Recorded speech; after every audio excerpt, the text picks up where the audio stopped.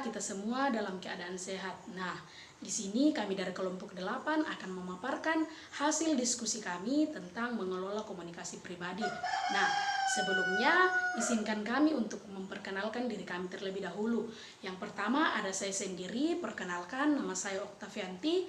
Yang kedua ada Ranu Tandiseru. Yang ketiga ada Olga Firanda Taruk Allo. Yang keempat ada Fitriani Todingbua. Dan yang terakhir ada Efrianti Nona Arado. Nah, mengelola komunikasi pribadi. Yang pertama, latar belakang. Komunikasi pemasaran merupakan aktivitas pemasaran yang berusaha menyampaikan informasi, mempengaruhi untuk dapat menarik minat konsumen. Jadi, perusahaan dituntut harus dapat mengkomunikasikan produknya agar dapat meyakinkan konsumennya. Nah, komunikasi pemasaran memberikan pertukaran informasi dua arah antara pihak-pihak yang terlibat dalam kegiatan pemasaran. Nah, dalam hal ini adalah penjual dan pembeli. Nah, komunikasi pemasaran adalah proses penyebaran informasi perusahaan dan apa yang hendak ditawarkan pada pasar sasaran. Perannya sangat vital mengingat peran komunikasi dalam memfasilitasi hubungan yang saling menguntungkan antara perusahaan dan pembeli yang prospektif. Ya, saya akan membahas bagian kedua, yaitu pemasaran langsung. Pemasaran langsung terbagi, saya di sini menjelaskan atas 3 bagian. Yang pertama pengertian, yang kedua yaitu manfaat, yang ketiga tujuan. Pengertian pemasaran langsung atau direct marketing merupakan salah satu metode pemasaran melalui media secara langsung tanpa adanya perantara pemasaran dalam kegiatan transaksi jual beli dan tawar menawar suatu produk atau jasa yang ditawarkan. Manfaat pemasaran langsung ya, ada 3 bagian. Yang pertama yaitu bagi penjual, yang kedua bagi konsumen produk eceran, yang ketiga yaitu bagi konsumen produk industri. Ya, yang pertama yaitu bagi penjual. Bagi penjual dapat membawa penawaran dan strategis yang sulit ditiru oleh pesaing. Yang bagian kedua yaitu manfaat bagian kedua yaitu bagi konsumen produk eceran. Kegiatan belanja ini lebih mudah dan hemat waktu karena dapat dilakukan di rumah. Ya, saya akan menjelaskan bagian yang ketiga, yaitu bagi konsumen produk industri.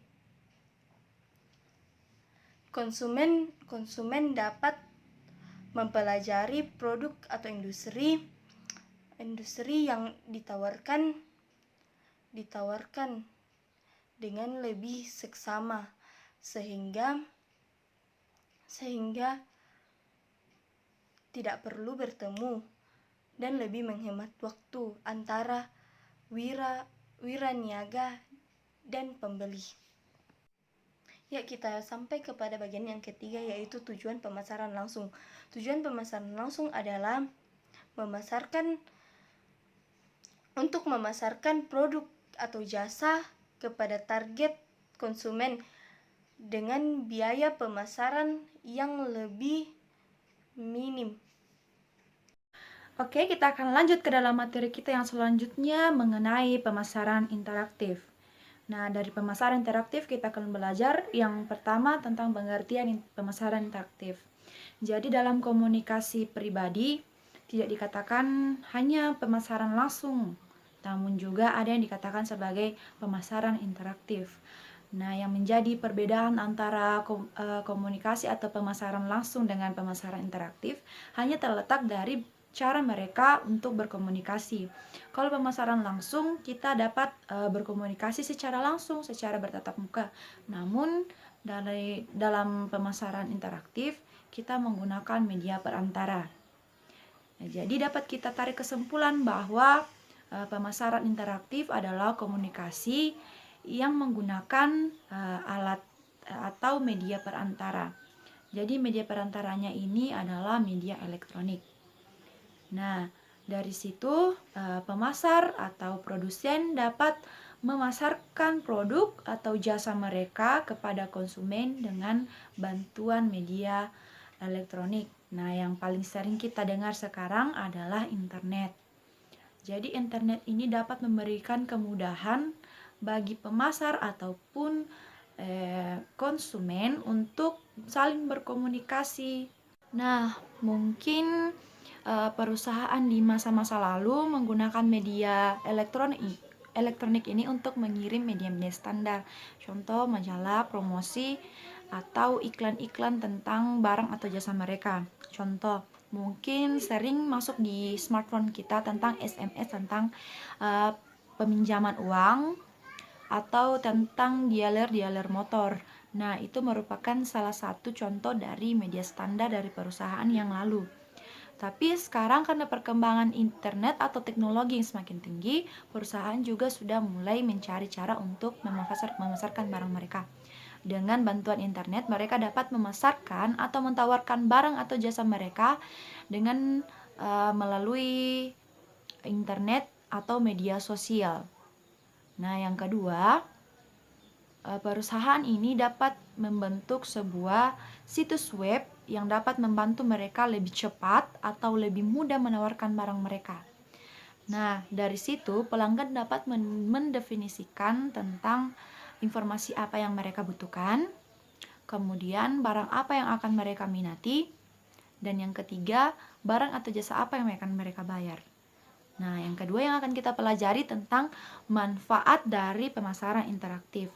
Jadi, pemasaran interaktif ini memiliki dua manfaat. Yang pertama, pemasaran interaktif ini sangat bertanggung jawab. Mengapa dikatakan bertanggung jawab? Karena interaksi atau komunikasi kita antara penjual dengan pembeli itu sangat rahasia. Jadi, sangat dijaga keamanannya. Jadi yang tahu tentang komunikasi kita itu hanya antara penjual dengan pembeli saja. Nah, manfaat yang kedua itu efeknya mudah ditelusuri. Jadi artinya begini, kalau kita tertarik dengan sesuatu barang atau jasa dari sebuah penjual atau toko online, pasti kita akan berkomunikasi dengan penjualnya. Nah, dari situ dapat kita tahu resikonya apa saja. Mungkin kalau kita berkomunikasi jauh, mungkin jaringan mereka berbeda lah dengan jaringan kita, pasti lambat atau cepat dari pesan kita dibalas juga dapat dari gangguan internet. Yang kedua, barangnya mungkin akan cepat atau lambat. Nah, yang ketiga kita akan belajar tentang merancang situs web. Jadi perusahaan sekarang ini sangat perlu untuk mempertimbangkan dan mengevaluasi pembelian atau pemasaran secara pemasaran interaktif tentang bagaimana mereka menjual atau memasarkan barang dan jasa mereka. Nah, menurut Rayford dan Jaworski, situs web yang efektif itu dapat menunjukkan 7 rancangan yang mereka sebut dengan 7C. Jadi 7C itu meliputi yang pertama konteks, yang kedua konten, yang ketiga community, yang keempat kostumisasi, yang kelima communication, yang keenam connect, dan yang ketujuh commerce. Nah, dari situ pelanggan dapat menilai kinerja dari situs web tersebut melalui cara penggunaan dan daya tarik fisiknya. Nah, dari penggunaan itu dapat menyangkut 3 atribut. Yang pertama, halaman pertamanya itu mudah untuk dipahami. Jadi, kalau kita membuat suatu situs web, harus membuat halaman pertamanya ini dapat menarik atau dapat mudah dipahami oleh pelanggan. Yang kedua, halaman page berikutnya itu mudah untuk dipindahkan. Dan yang ketiga, itu dapat cepat melakukan download. Karena download juga merupakan sesuatu yang penting dalam merancang situs web. Nah, kemudian dari daya tarik fisiknya dapat meliputi 3 faktor. Faktor yang pertama itu page atau halaman page-nya itu bersih dan tidak banyak iklannya. Yang kedua, tulisan atau pengetikan dari halaman page-nya itu mudah untuk dibaca. Dan yang ketiga, warna dari page tersebut.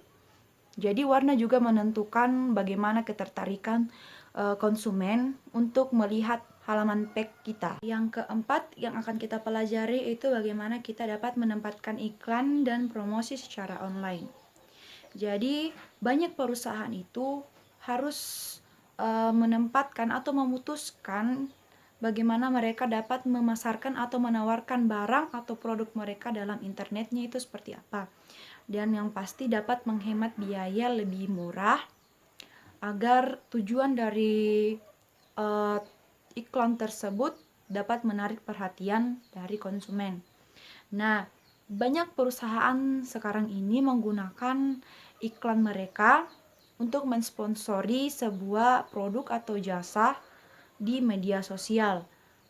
Contohnya mungkin kalau kita buka sebuah situs web, di situ pasti akan ada sebuah promosi, entah itu promosi booking hotel, layanan trip-trip ke luar kota, atau lain-lain, masih banyak lagi.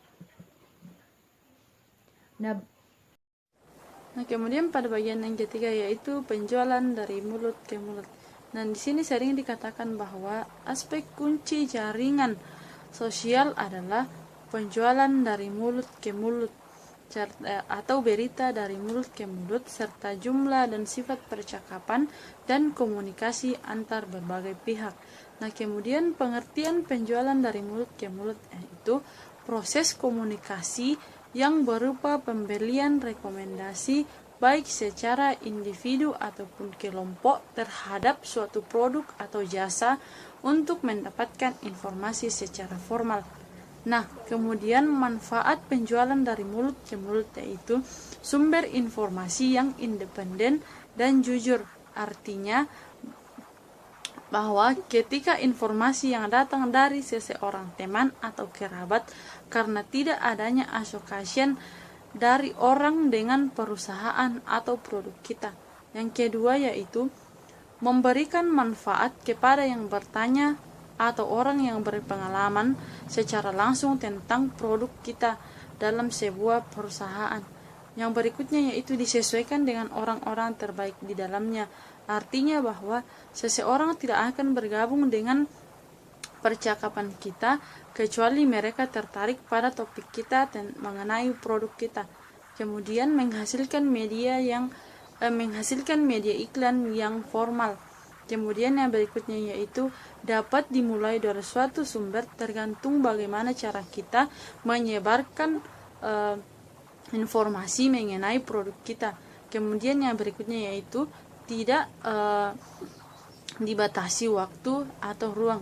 Kemudian saluran penjualan dari mulut ke mulut yaitu menjadi metode promosi yang efektif karena pada umumnya disampaikan dari konsumen, oleh konsumen dan untuk konsumen sehingga konsumen atau pelanggan kita puas sehingga mereka mau menjadi media iklan kita pada produk kita selanjutnya. Kemudian contohnya yaitu contoh mudah yang kita bisa lihat pada metamorfosis bisnis, kita bisa melihat pada kedai mie ayam kita. Nah, ketika kita akan membuat kedai mie ayam kita bisa mengubah atau membuatnya lebih unik dari kedai-kedai penjual lainnya. Misalnya kita ingin merubah dekorasi yang bernuansa lebih menarik atau pada rasa mie ayam kita.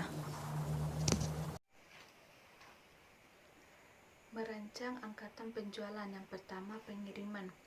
Wiraniaga yang tugas utamanya adalah mengirim produk. Yang kedua, penerima pesanan. Wiraniaga yang tugas utamanya dalam menerima pesanan di luar perusahaan. Yang ketiga, misionalis, orang yang menyelesaikan masalah kesehatan untuk mewakili perusahaan resep obat. Yang keempat, teknisi yang bertugas sebagai konsultan perusahaan klien. Yang kelima, pencipta permintaan, wiraniaga yang mengandalkan metode kreatif. Yang keenam, penjual solusi, wiraniaga yang keahliannya dalam memecahkan masalah pelanggan yang berkaitan dengan produk dan jasa. Selanjutnya, tujuan dan strategi tenaga penjualan. Yang pertama, mencari calon pelanggan. Yang kedua, menetapkan sasaran. Yang ketiga, berkomunikasi. Yang keempat, menjual. Yang kelima, melayani. Yang keenam, mengumpulkan informasi. Dan yang ketujuh, mengalokasikan. Dan yang terakhir, struktur tenaga penjualan, yaitu terdiri dari struktur tenaga penjualan tutorial, struktur tenaga penjualan produk, struktur tenaga penjualan pelanggan, dan struktur tenaga penjualan kompleks. Oke, demikianlah materi kami dan semoga materi kami dapat kita pelajari dan dapat dipahami. Dan apabila ada kesalahan atau tutur kata kami yang tidak berkenan, kami mohon maaf. Dan semoga kita semua dalam keadaan sehat, tetap jaga kesehatan dan tetap waspada. Sekian dan terima kasih. Shalom.